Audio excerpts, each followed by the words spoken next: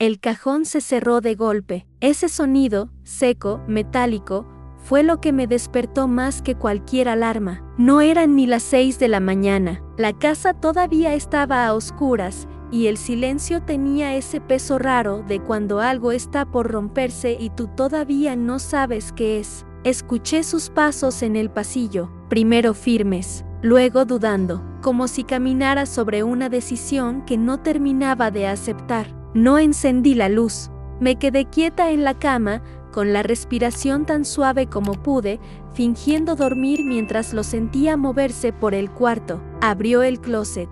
El roce de la puerta, la percha chocando con otra, la cremallera de una maleta. Ahí supe que algo no estaba bien. No era el sonido de alguien que hace una maleta para un viaje de trabajo. Era el sonido de alguien que se lleva solo lo que no puede dejar atrás. Su perfume, su cartera, un par de camisas, documentos. Se quedó un momento quieto, de espaldas a mí. Yo podía verlo por la rendija mínima de mis pestañas entreabiertas. Parecía más viejo que la noche anterior, más cansado, más rendido. Se acercó a mi lado de la cama. Sentí el colchón hundirse un poco con su peso, y su mano, temblando, se posó en mi cabello. «Perdóname», susurró, tan despacio que casi fue un pensamiento. No tuve el valor de moverme, ni de preguntar, ni de aferrarme a su muñeca y decirle, «Explícame, quédate, no te vayas».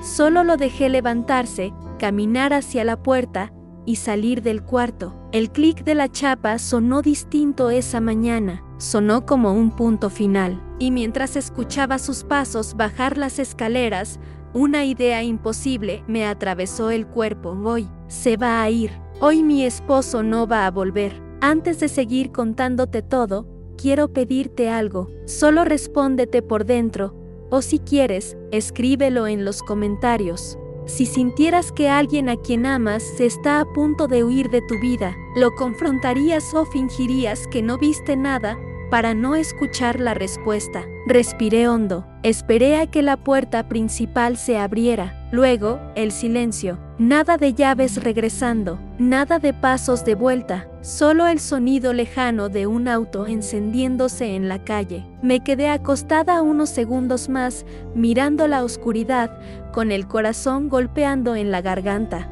Podía haberme quedado ahí para siempre, fingiendo que todo seguía igual, que él se había ido a otra reunión, a otro viaje, a otra emergencia del trabajo, como siempre. Pero esa mañana, algo en mí se rompió, o tal vez, por fin, se despertó. Me incorporé despacio. El lado de la cama donde él había dormido todavía estaba tibio. El olor a su colonia flotaba en el aire, mezclándose con el de las cortinas cerradas y el polvo que nunca termina de irse. Encendí la lámpara de la mesita de noche. La luz amarilla hizo que el cuarto pareciera más pequeño, más triste, como si todo lo que habíamos construido juntos se hubiera encogido de golpe. Miré al closet. La puerta estaba entreabierta. La maleta azul, esa que él siempre decía que odiaba porque le recordaba aeropuertos, ya no estaba en su sitio. En la repisa faltaban un par de camisas. El hueco vacío me pareció un grito. Me levanté. El suelo estaba frío.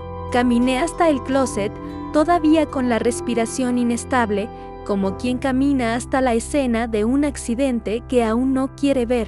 Abrí del todo. Conté mentalmente 1, 2, 3 camisas que ya no estaban. El traje gris oscuro que había usado en nuestra boda seguía ahí, como si supiera que no se podía ir sin mí. Eso fue lo que me dolió más. La idea de que él hubiera elegido qué parte de su vida se llevaba y qué parte dejaba atrás. Bajé la mirada. Fue entonces cuando vi el cajón. El segundo de la derecha, ese que siempre se trababa un poco al cerrarse, el que yo evitaba abrir demasiado para no pelear con la madera vieja, estaba mal cerrado. La esquina izquierda sobresalía unos milímetros, y de ese hueco mínimo asomaba un borde de papel. En ese momento, antes de tocarlo, pensé en todo lo que había pasado en los últimos meses, en todas las veces que él había dicho, es solo trabajo, en las noches en que se quedaba mirando un punto fijo en la pared,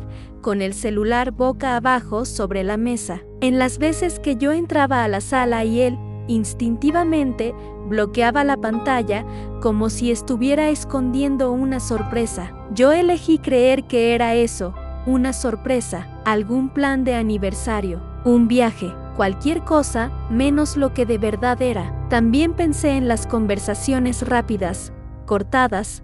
¿Todo bien? Sí. Amor, solo cosas pendientes. ¿Pasa algo? Nada que te tenga que preocupar. Nada que te tenga que preocupar. Esa frase, repetida tantas veces, ahora me parecía una muralla. Alargué la mano hacia el cajón. Por un segundo, quise dejarlo así, cerrarlo del todo, fingir que nunca había visto el papel, que no sabía que faltaban camisas ni que la maleta se había ido con él, porque mientras no leemos, todavía podemos inventar otra versión. Pero mis dedos ya estaban tocando la madera. Tiré de él. El cajón se abrió con ese quejido antiguo que conocía de memoria. Calcetines, cinturones, una corbata que yo le había regalado y que solo usó una vez. Y ahí, justo encima de todo, perfectamente doblado, un sobre blanco sin remitente. Mi nombre estaba escrito con su letra, esa letra inclinada, un poco apurada, que yo había visto en post-its pegados en la nevera y en tarjetas de cumpleaños. Lucía, tragué saliva. No había sello, no había fecha, solo mi nombre, su letra, y el peso de un mundo adentro. Me senté en la orilla de la cama con el sobre entre las manos. El papel crujió un poco. Tenía ese olor a papel guardado, mezclado con su colonia y algo más. Algo metálico, como el olor de las llaves, de las decisiones que se cierran para siempre. Pensé, por un instante, en llamarlo, en marcar su número y decirle, tengo tu carta. ¿Qué estás haciendo? Vuelve. Pero el celular que estaba en la mesita ya no era el suyo.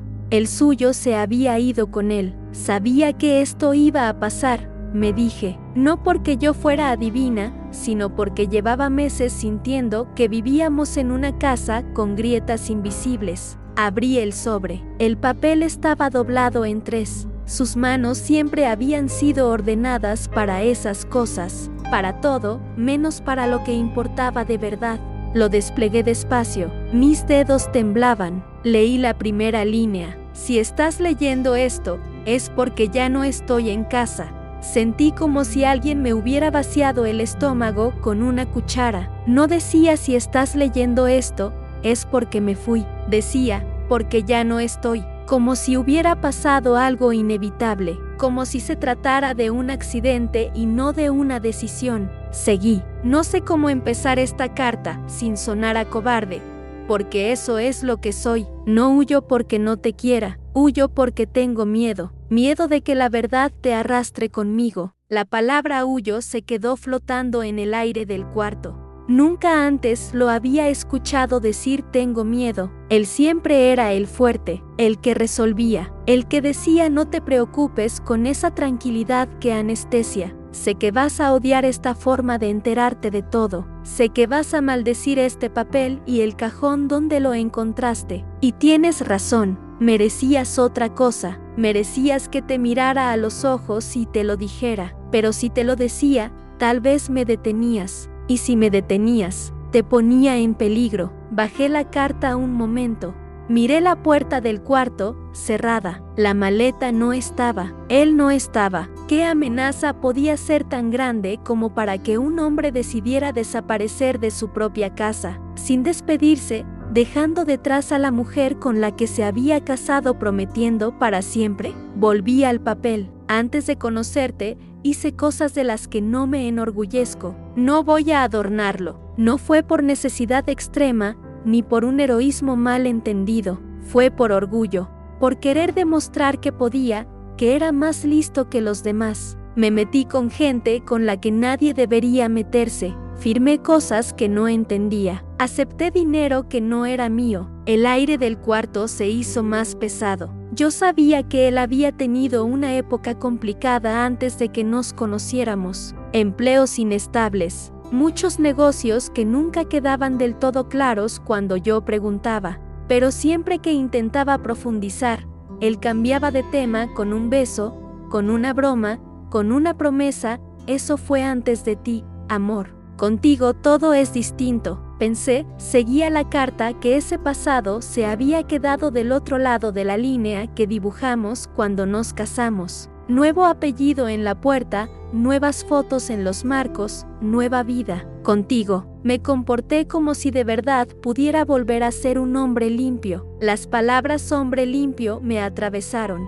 Hace unos meses recibí un mensaje, no del banco, no de un viejo amigo, de ellos, de los que siempre cobran lo que se les debe, tarde o temprano. No voy a escribir sus nombres aquí, porque no quiero verte pronunciarlos, ni siquiera en voz baja. Pero sé que desde que llegaron, tú lo has sentido. Has notado mis ausencias, mis mentiras pequeñas, mis ojos evitándote cuando preguntabas, ¿todo bien? Dejé caer la carta sobre mi regazo. El papel se deslizó un poco. Vi, de golpe, todas esas noches en las que él decía voy a una reunión y volvía con la mirada perdida. Las llamadas cortadas apenas yo entraba al cuarto. Los fines de semana en los que estaba presente físicamente, pero ausente en todo lo demás. Y una frase que él me había dicho una vez, casi sin querer, jugando con la taza de café: hay cosas que es mejor no saber, Lu. En aquel momento pensé que hablaba de política, de noticias del mundo, de esas cosas que arruinan el desayuno. Ahora entendía que hablaba de sí mismo. Tomé aire y volví a la carta. Les dije que no tenía ya nada que ver con ellos, que ahora era un hombre casado, con una vida sencilla, que no quería problemas. Se rieron. La gente que vive de la amenaza siempre se ríe cuando uno intenta hablarle de paz. Sentí un escalofrío. Pidieron lo que dicen que es suyo. No hablo solo de dinero, hablo de silencio, de obediencia, de favores que nunca terminan. Y yo, que tanto te prometí que nunca te pondría en peligro, me di cuenta de que ya lo había hecho desde el primer día que te dije, sí, sin contarte quién había estado antes del otro lado de la mesa. Las letras empezaban a deformarse un poco. No sabía si por la manera en que él apretaba el bolígrafo al escribir, o porque mis lágrimas habían empezado a caer sobre el papel. Por eso escribo esto, porque sé que si te digo la verdad mirándote a los ojos, no me vas a dejar ir. Y si no me voy, ellos van a venir. Y si vienen, no sé hasta dónde serían capaces de llegar. Una parte de mí quería arrancar la hoja en pedazos, tirarla a la basura y gritar: cobarde, ¿cómo te atreves a decidir solo que es peligro y que no? ¿Cómo te atreves a decir que me proteges, mientras me dejas con esta casa vacía y esta carta fría? Otra parte, más pequeña pero igualmente intensa, susurraba: tenía miedo. Y el miedo hace que la gente haga cosas que nunca imaginó que haría. Seguí. No te estoy pidiendo que me esperes. Sería injusto. La vida no se puede congelar en el momento exacto en el que alguien decide huir. Tampoco te estoy pidiendo que me perdones. No ahora, tal vez no nunca. Solo te pido una cosa: no digas que me fui porque no te amaba. Me detuve ahí, porque esa frase era la que más daño me hacía. Yo hubiera preferido leer no te amo, por eso me voy, a leer te amo, pero aún así decido dejarte sola con esta verdad. Si sigo aquí, continuaba, voy a convertirme en otra persona. Voy a mentirte más, voy a ocultarte más. Voy a hacer cosas para ellos que tú no podrías soportar ver. Y un día, cuando todo esto explote, vas a preguntarte por qué no me detuviste cuando todavía era posible. Mis manos apretaron el papel con fuerza. Hoy todavía es posible, Lucía. Hoy todavía puedo irme solo. Puedo cargar yo con el miedo, con las amenazas, con la deuda. Tú puedes seguir tu vida sin tener que levantarte cada noche pensando si el próximo en tocar la puerta viene a buscarme a mí o a buscarte a ti. De repente, un pensamiento cruzó mi mente como un rayo. ¿Y si esto solo es otra mentira? ¿Y si esta carta es la excusa perfecta para empezar otra vida en otro lugar, con otra persona, sin tener que enfrentar nada. Y si él te protejo es solo la forma más elegante que encontró para no decir me cansé. Me dolió pensar eso, porque incluso en ese momento, una parte de mí quería creerle. Quería creer que todo era por amor, aunque su amor me dejara vacía. La carta seguía. No sé cuánto tiempo voy a estar fuera. No sé si voy a poder resolver esto. Si lo logro, te buscaré. No para exigirte nada, solo para decirte, cara a cara, lo que no tuve valor de decir ahora. Si no lo logro, quiero que sepas que lo intenté, que no fue falta de amor. Fue miedo, siempre fue miedo. Sentí que el mundo se hacía más pequeño. Él, el hombre que todos describían como fuerte, resuelto, decidido, era, en su carta, un hombre acorralado. Miré alrededor. Nuestra cama, las fotos en la pared, el cuadro con nuestra fecha de boda. Todo parecía pertenecer a otra pareja. La última parte de la carta estaba escrita con una letra más apretada, como si hubiera tenido menos tiempo, como si alguien pudiera aparecer en cualquier momento y arrebatarle el papel. Te dejé algo más en el cajón de abajo. Tú decides si lo usas o no. Es toda la información que tengo. Nombres, lugares, fechas. Si alguna vez sientes que estás en peligro, llévala a alguien en quien confíes. No a mis amigos, no a mi familia, a alguien que no deba nada a nadie. Cerré los ojos un segundo, porque ahí estaba otra vez, la misma contradicción. El hombre que me decía no quiero arrastrarte me dejaba todos los hilos de una historia enredada sobre mi mesa de noche. Si no quieres saber más, terminaba, quema esto, quema la carta, quema el sobre de abajo, haz como si todo esto nunca hubiera existido, y vive, por favor, vive. No conviertas mi cobardía en tu cárcel. Siempre tuyo, aunque ya no esté a tu lado, Andrés. Su nombre al final fue lo que me partió. No él te amo, no él te protejo. Su nombre escrito como si fuera una despedida definitiva. Doblé la carta con manos temblorosas. No sabía si odiarlo, si amarlo más, si correr a la puerta a ver si todavía estaba en la calle, si llamar a alguien, si gritar.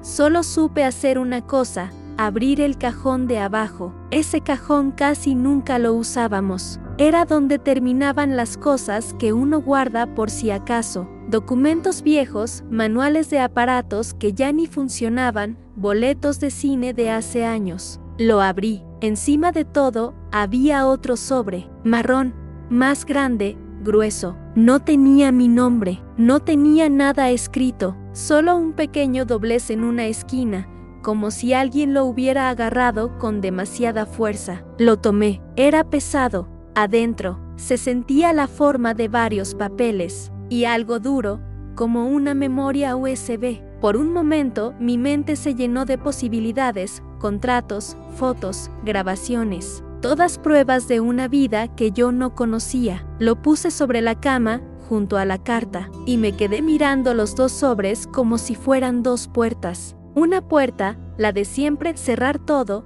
fingir que no había visto nada, llamar a mi madre y decirle que Andrés se había ido a resolver cosas del trabajo, como tantas veces. Otra puerta, abrir, enfrentar, saber quién era realmente el hombre con el que me había casado. Me levanté, caminé hasta la ventana y corrí la cortina. El cielo estaba gris. Ni siquiera había salido el sol del todo. En la calle, la vida seguía igual. Un perro ladrando, un vecino saliendo a trabajar, un auto pasando. Pensé en las palabras de la carta, si no quieres saber más, quema esto. ¿De verdad podía seguir viviendo aquí, en esta casa llena de fotos de una historia que ahora tenía huecos, sin abrir ese sobre? ¿De verdad podía desayunar, ir a trabajar, responder mensajes en el grupo de familia diciendo todo bien mientras había un sobre lleno de nombres y fechas sin tocar? Me volví hacia la cama, tomé la carta otra vez, la releí rápido, saltando de frase en frase. Me detuve en una que ya había leído pero que ahora sonaba distinta. No digas que me fui porque no te amaba. Respiré hondo. Está bien, murmuré en voz baja, sin saber a quién le hablaba. No voy a decir eso, voy a decir la verdad.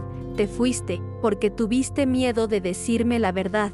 Con esa frase en la boca, tomé el sobre marrón y lo abrí. Adentro había varios documentos doblados, copias borrosas de algo que parecía un contrato, extractos bancarios con números que yo nunca había visto en nuestras cuentas y al fondo, una memoria USB negra, pequeña. En uno de los papeles, arriba, en letras grandes, había un nombre de empresa que no reconocí. Debajo, la firma de Andrés. Y también, otra firma, una que sí conocía, no porque la hubiera visto muchas veces, sino porque la había visto justo una semana antes, en una tarjeta de cumpleaños de mi cuñado, la firma de su hermano mayor. La garganta se me cerró. Andrés no estaba solo en esto, pensé. Volví a la carta. No había mencionado a su hermano, ni a nadie de su familia. Claro, me dije, porque si lo hacía, yo habría ido a buscarlos.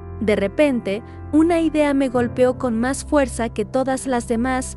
Él no solo estaba huyendo de esa gente, también estaba huyendo de que yo supiera que no confiaba en mí para enfrentar esto juntos. Y ahí, en medio del cuarto, con la carta en una mano y el sobre abierto en la otra, me di cuenta de algo que dolía tanto como su decisión de irse. Yo también había tenido miedo de saber, miedo de hacer las preguntas correctas cuando él llegaba tarde, miedo de insistir cuando decía no pasa nada, miedo de mirar sus cuentas, de revisar sus papeles, de admitir que algo no encajaba, porque a veces la ignorancia también es una forma de cobardía. Me senté en el suelo, apoyé la espalda en la cama y dejé que todo el peso me cayera encima. No sé cuánto tiempo pasé allí, tal vez minutos, tal vez horas. El reloj de la pared marcaba las 7 cuando reaccioné. Me limpié las lágrimas con el dorso de la mano, tomé la memoria USB,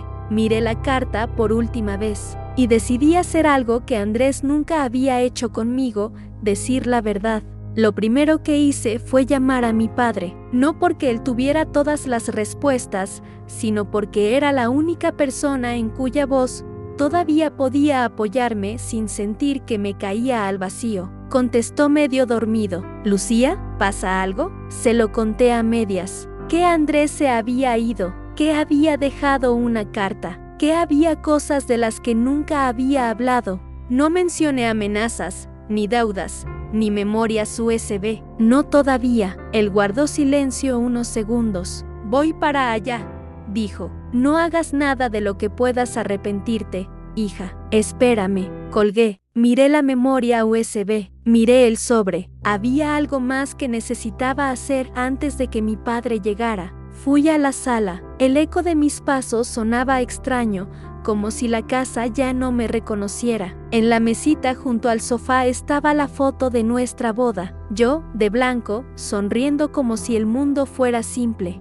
Él, con traje oscuro, mirándome como si yo fuera la única verdad en su vida. Tomé el marco. Lo miré a él a los ojos, a su versión congelada en ese día. ¿Cuándo empezaste a mentirme?, pregunté en voz baja. Obviamente, el vidrio no respondió, pero algo dentro de mí sí lo hizo, desde el principio, cuando decidió que había partes de su historia que nunca iba a contarte. Volví al cuarto, puse la memoria USB encima de la carta, me senté frente a ellas, y entonces pensé en ti, en quien escucha esto ahora. Quiero hacerte otra pregunta, porque yo misma no tengo todavía una respuesta clara. Si descubrieras una carta así, sabiendo que la persona que amas está huyendo para protegerte, ¿lo seguirías amando? ¿O eso también sería una forma de traición para ti? Mi padre llegó media hora después. Entró sin hacer ruido, como si no quisiera asustar a la casa.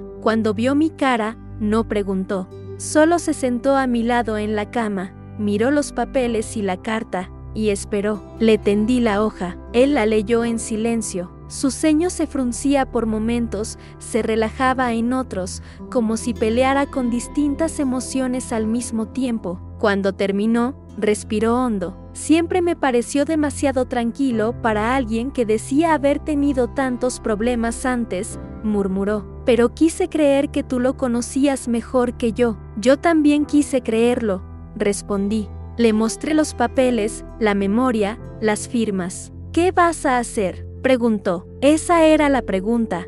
No solo ¿qué hizo él?, sino ¿qué voy a hacer yo con lo que hizo él? Podía quemarlo todo. Podía decir que Andrés me había dejado por otra, que se había cansado, que era un cobarde, y listo. La gente siempre tiene una historia de repuesto para cuando no conoce la verdadera. O podía enfrentar el hecho de que el hombre con el que me casé había intentado manejar solo un monstruo demasiado grande, hasta que ya no pudo más. Miré la carta otra vez. No conviertas mi cobardía en tu cárcel. No quiero que esto se convierta en una cadena más, dije. Ni su miedo, ni esta deuda, ni estas personas que ni siquiera conozco. Mi padre asintió. Entonces vas a tener que hacer algo que él no hizo, dijo, con suavidad. Compartir la verdad. Abrí los labios para preguntar, ¿con quién? Pero en el fondo ya lo sabía. No con los amigos de negocios de Andrés, no con su hermano, cuya firma estaba en esos papeles. Con alguien que no le debiera nada a nadie, un abogado independiente, una persona que pudiera decirme qué había ahí, de qué se trataba realmente esa deuda, ese acuerdo, esa amenaza. Por primera vez desde que había encontrado la carta, sentí que tal vez no estaba totalmente sola. No voy a entrar en todos los detalles legales de lo que pasó después, porque esta historia no es un expediente, es una confesión. Lo que sí voy a decirte es que la memoria USB no era una excusa, no era una pantalla para irse a vivir otra vida con otra persona. Eran pruebas, correos, mensajes, capturas de conversaciones, documentos en los que Andrés y su hermano aparecían como responsables de un dinero que nunca llegó a donde debía llegar. No era un gran caso de película. Era algo mucho más triste y común, dinero fácil aceptado en un momento de orgullo, personas equivocadas, consecuencias que no se olvidan. El abogado nos dijo algo que me quedó grabado: lo peor que hizo tu esposo no fue firmar esto, fue creer que podía borrarlo empezando otra vida sin hablar de ello. En las semanas siguientes hubo llamadas, reuniones, más verdades que salieron a la luz. Andrés no volvió, su número dejó de existir, sus redes fueron borradas, y cada vez que sonaba el teléfono por la noche, yo sentía que podía ser él, o podía ser alguien llamando para decir que lo habían encontrado. Nunca llamaron por eso. A veces pienso que tal vez lo logró, tal vez se fue lo suficientemente lejos como para que nadie pudiera encontrarlo. Tal vez consiguió negociar, pagar,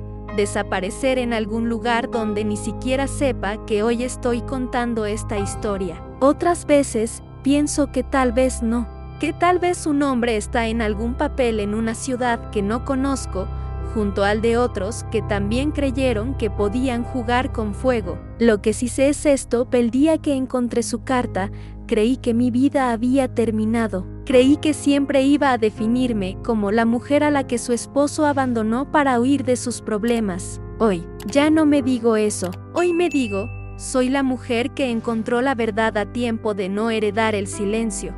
Guardo la carta en una caja de madera, en el armario. No porque no haya sanado, sino porque necesito recordar. Recordar que el amor sin verdad se convierte en miedo. Que proteger a alguien no es esconderle la realidad, sino compartirla, por más dura que sea. A veces, por la noche, saco la carta y la releo, no para torturarme, sino para ver las cosas que él no pudo ver.